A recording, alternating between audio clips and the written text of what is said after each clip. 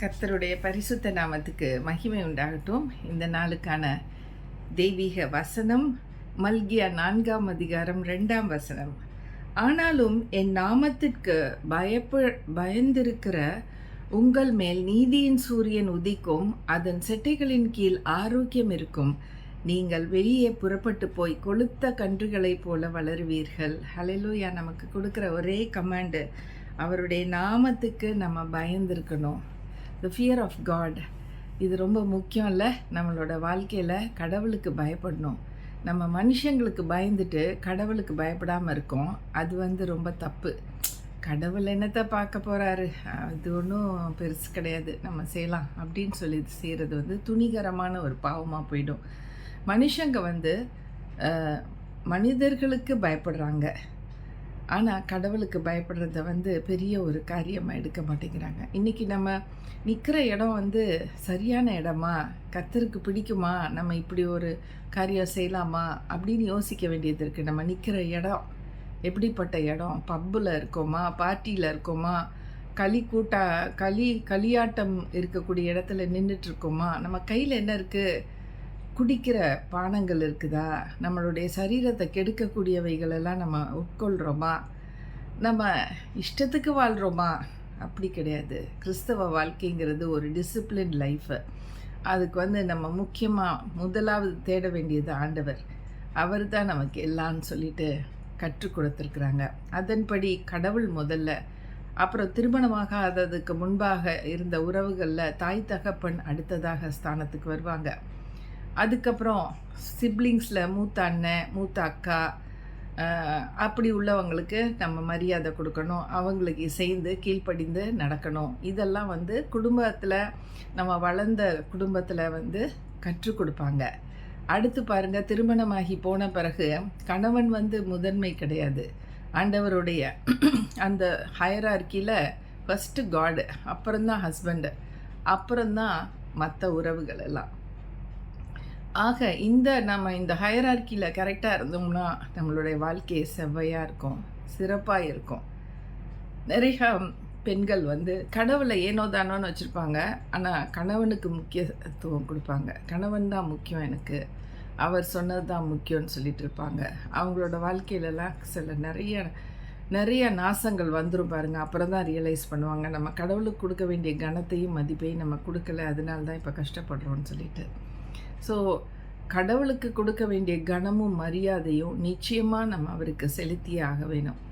அவர் நம்மளை வேறு எந்த பொருளாலையும் நம்மளுடைய நமக்கு கிடைச்ச நன்மையால் அவரை திருப்தி செய்யவே முடியாது. நம்மளுடைய பணத்தினால் கடவுளை திருப்தி செய்ய முடியாது. ஏன்னா அவரே ஐஸ்வர்ய பண்ணராக இருக்கார். அவருக்கு மேலே நம்ம என்ன சம்பாத்தியம் பண்ணோம் நம்ம போய் அவரை திருப்திப்படுத்துறதுக்கு? அதனால் காசு பணத்தை அவர் எதிர்பார்க்கறது இல்லை. இன்னும் பலிகள் செலுத்தலான்னு சொன்னால் ஆடு மாடை கொள்வது ஆண்டவருக்கு பிடிக்காது. அதை அவர் தனக்கு கொடுக்கக்கூடிய ஒரு ஆஃபரிங்காக அவர் ஏற்றுக்கொள்கிறதே கிடையாது. அப்போ எப்படி தான் நம்ம அவரை அவருக்கு நம்ம ஏதோ செய்ய முடியும் அப்படின்னு சொன்னால், நம்ம தாழ்மையாக இருக்கணும். அது ஒரு நல்ல குணம். ஆண்டவர் இடத்துல, ஆண்டவரே நான் உங்ககிட்ட வரேன், என்னையே நீங்கள் நேசிக்கிறீங்க, என்னை ஆசீர்வதிங்க, என்னை பரிசுத்தப்படுத்துங்க, என்னை நல்வழிப்படுத்துங்க, எனக்கு கெட்ட புத்தியெல்லாம் இருக்குது, அதெல்லாம் நீக்கி போடுங்க அப்படின்னு தாழ்மையாக நம்ம அவர்கிட்ட வர்றதை அவர் ரொம்ப எதிர்பார்ப்பார். அந்த தாழ்மை அவருக்கு ரொம்ப முக்கியம். அந்த பெருமைக்கு எதிர்த்து நிற்பார், ஆனால் தாழ்மையானவர்களுக்கு அவர் உதவி செய்வார். அவர் பாருங்கள், நீதியின் சூரியன் உதிக்கும், உங்கள் மேலே உதிக்கும் அப்படின்னு சொன்னால் இவர் தான் நீதியின் சூரியன். நீதியின் சூரியன் நம்ம மேலே இருக்கிறார்னா நமக்கு பெரிய ஆசீர்வாதங்கள் காத்திருக்கு. நமக்கு ஆண்டவர் நமக்கு சொந்த தகப்பனை போல் இருக்கிறாரு. அவரிடத்துல நம்ம எல்லாம் கேட்டு பெற்றுக்கொள்ளலாம். ஹல்லேலூயா. அந்த உறுதி இருக்குது, அந்த சந்தோஷமும் நிம்மதியும் நமக்கு இருக்குது. அதுவே முக்கியமாக இருக்குது உலகத்தில். கடவுள்கிட்ட இருந்து நம்ம என்ன கேட்டு பெற்றுக்கொள்கிறோம், அது விசுவாசத்தில் பெற்றுக்கொள்கிறோம். நம்ம எதுவும் கொடுத்து வாங்கிறதில்ல. இது பாட்டர் சிஸ்டம் கிடையாது. நீங்கள் அதை கொடுங்க, நான் இதை கொடுக்குறேன் அப்படின்னு கிடையாது. நம்ம ஒன்றுமே கொடுக்காட்டியும் அவர் நம்மளை ஆசீர்வதிக்கிற தெய்வமாகவே இருக்கிறார். ஹல்லேலூயா. அதுதான் இயேசுவோடைய மேன்மையாக இருக்குது. அதுதான் அவர் நீதியின் சூரியன், நீதி செய்கிறவராக இருக்கிறார், நியாயம் செய்கிறவராக இருக்கிறார். ஹல்லேலூயா. கர்த்தருக்கு கோடி கோடி ஸ்தோத்திரம். அதன் செட்டைகளின் கீழ் ஆரோக்கியம் இருக்கும். அந்த சூரியனுடைய செட்டையின் கீழ் ஆரோக்கியம், அதாவது உலகத்தில் ஆரோக்கியம் இருக்கணும்னா ஆண்டவருக்கு பயப்படணும். ஆண்டவருக்கு இருக்க பயத்தை மக்கள் விட்டுறனால கடவுள் அவருக்கு சந்தோஷமாகவே இருக்க முடியல. ஒரு இடத்துல அவர் சொல்கிறாரு, நான் மனுஷனை ஏன் படைச்சேன்னு சொல்லிட்டு நான் ஃபீல் பண்ணுறேன்னு சொல்கிறார். அவர் படைச்சதுக்கு அவர் ஃபீல் பண்ணுறாருன்னா பார்த்துக்கோங்களேன், எந்த அழகில் நம்ம அவரை சேவிக்கிறோம், எந்த அழகில் நம்ம அவரை திருப்திப்படுத்தியிருக்கோன்னு பாருங்கள். மனுஷனை படைச்சதில் அவருக்கு சந்தோஷம் இல்லை. ஆனால் இன்றைக்கி நீங்களும் நானும் அவரை சந்தோஷப்படுத்தணுன்னா அவருக்கு ஃபஸ்ட்டு பயந்து அவர் சொல்வழி சொல்படி கேட்கணும். அவர் சொல்படி கேட்குற மக்களை அவர் நிச்சயமாக ஆசீர்வதிக்கிறாரு. அவங்க விருப்பப்பட்டது எல்லாத்தையுமே அவங்களுக்கு கொடுக்குறாரு. ஸோ கர்த்தருக்கு பயப்படுகிறது என்ன நம்மளுக்கு கொடுக்குன்னா, நமக்கு ஞானத்தை கொடுக்கும். ஞானத்தின் ஆரம்பமே கர்த்தருக்கு பயப்படுதல் ஞானத்தின் ஆரம்பம்னு போட்டிருக்கு. நம்ம ஞானவான்களாக வாழ்வோம், ரொம்ப ஞானமுள்ளவர்களாக இருப்போம். சும்மா எல்லாரும் மாதிரி ஏனோ தானோன்னு வாழ்கிற ஒரு வாழ்க்கை கிடையாது. ஒரு டிசிப்ளின் லைஃபு. அது சரியான நேரத்துக்கு எழும்பணும், சரியான நேரத்துக்கு சாப்பிடணும், தொழுகை செய்யணும், சரியாத நேரத்துக்கு நம்ம எல்லாவற்றையும் செய்து அந்த இரவு தூங்குறது அதுக்குன்னு தனிப்பட்ட ஒரு நேரம், எல்லா நேரங்காலம் பார்த்து ஆண்டவருக்கு பிரியமானவைகளை நம்ம செய்து வாழும் பொழுது தான் நம்மளுடைய வாழ்க்கை ரொம்ப செழிப்பாக இருக்கும், சமாதானமாக இருக்கும், எந்த குறைச்சலும் இருக்காது. நிறைவான இயேசு அவர் வரும்பொழுது எல்லா குறைகளும் ஒழிந்து போயிடும். ஹல்லேலூயா. குறைவுள்ள ஒரு வாழ்க்கையாகவே இருக்காது. நிச்சயமாக ஆசீர்வாதமான ஒரு வாழ்க்கை வேணும்னா முதல்ல இயேசுக்கு நம்ம பயப்படுறவராக நம்ம இருக்கணும். அதுக்குன்னு சொல்லிட்டு நம்ம பயங்கிறது இது அதாவது ஆண்டவர் நம்மளை அடிச்சிருவார், கொன்னுருவார் அப்படிங்கிற பயம் கிடையாது. கடவுளுக்குன்னு கொடுக்குற ரெவரன்ஸ், அவருக்குன்னு கொடுக்குற ஒரு மரியாதை தான் நம்ம பயம்னு சொல்கிறோம். கிறிஸ்தவர்களுக்கு கடவுள் பயம் அப்படின்னு சொன்னால் கடவுளுக்குன்னு ஒரு மரியாதை, அவருக்குன்னு ஒரு இடம் வச்சுருக்கோம், மேன்மையான ஒரு இடம், ஒரு ஸ்தலம். அதில் அவர் வாசம் பண்ணுறார். அவர் பரலோகத்தில் வாசம் பண்ணாலும் நம்ம இருதயத்தில் வாசம் பண்ணணும்னு விரும்புகிற தெய்வம். அப்போ நம்மளோட உலாவணும், நம்மளோட வரணும், நம்ம எங்கே போனாலும் நம்மளோட இருக்கணும் அப்படின்னு நினைவு கொள்ளுகிற ஒரு தெய்வம் தான் இயேசு. அவரை நம்ம கல்லாலேயோ மண்ணாலேயோ செதுக்கி வச்சு நம்ம கும்பிடுறதுனால நமக்கு எந்த நன்மையும் கிடையாது. அதை வெறுக்கிறார் அவர். அவர் மனுஷன் உண்டாக்குற எந்த ஒரு உருவத்தையும் அவர் தெய்வமாக சொல்கிறதில்ல. தெய்வம்னு சொன்னால் வானத்தையும் பூமியும் படைத்த சர்வ வல்லமை உள்ள தெய்வமாக இருக்கணும். நானே கர்த்தர்னு சொல்கிறாரு. ஹல்லேலூயா. வேதத்தில் அப்படி தான் சொல்லியிருக்கு. அதனால் நம்ம மனுஷர்கள் தெய்வத்தை உருவாக்கவே முடியாது. அதை புரிஞ்சிக்கணும். அதை தெய்வம்னு சொல்லிட்டு அதுக்கு பயப்படுறதெல்லாம் ஒரு பயமே கிடையாது. நம்ம தான் பண்ணி வச்சுருக்கோம்.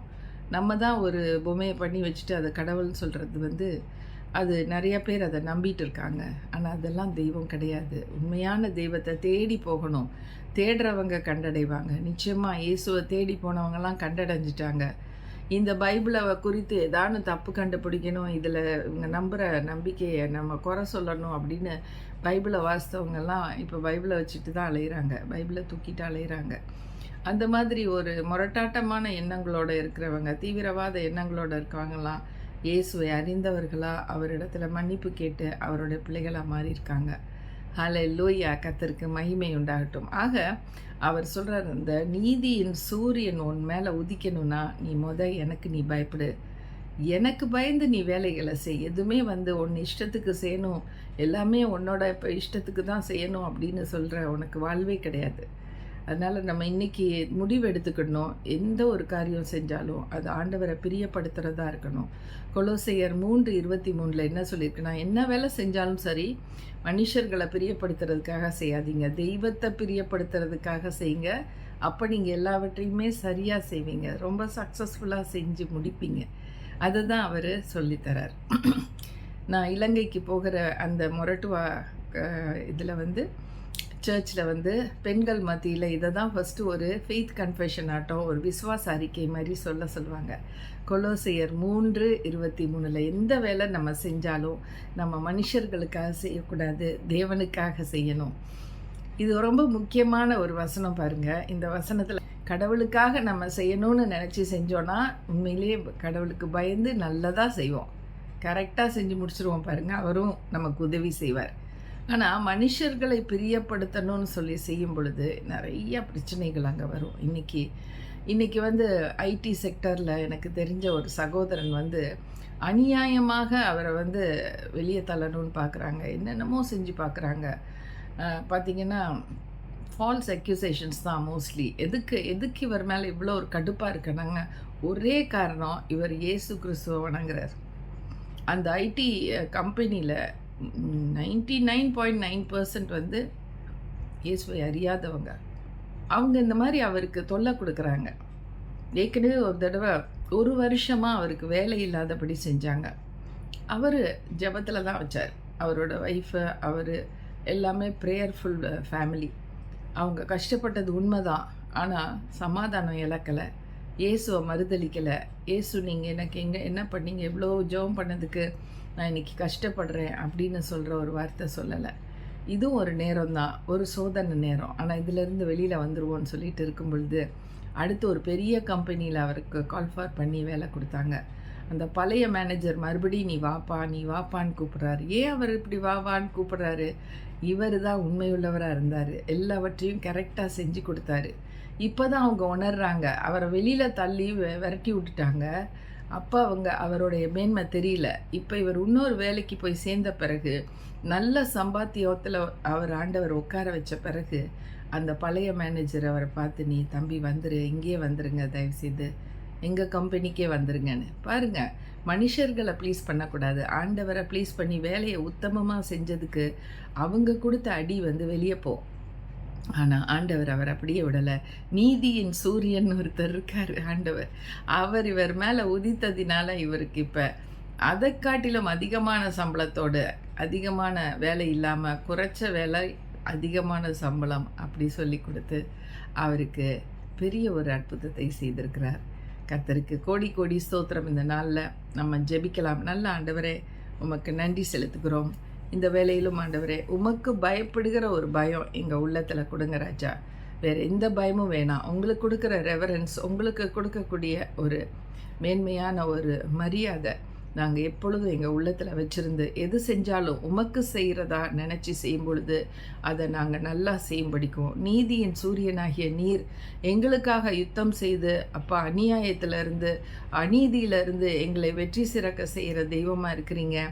அதனால் நாங்கள் நிம்மதியாக சந்தோஷமாக இருக்கிறோன்னு சொல்லி நாங்கள் சொல்ல, சாட்சியுள்ள ஜீவியம் செய்ய எங்களுக்கு உதவி செய்யுங்க. தொடர்ந்து எங்களை பாதுகாத்து கொள்ளுங்க, ஆசீர்வதிங்க. இயேசுவின் நாமத்தில் கேட்கிறோம் நல்ல பிதாவே. Amen. Thank you friends, and God bless you all.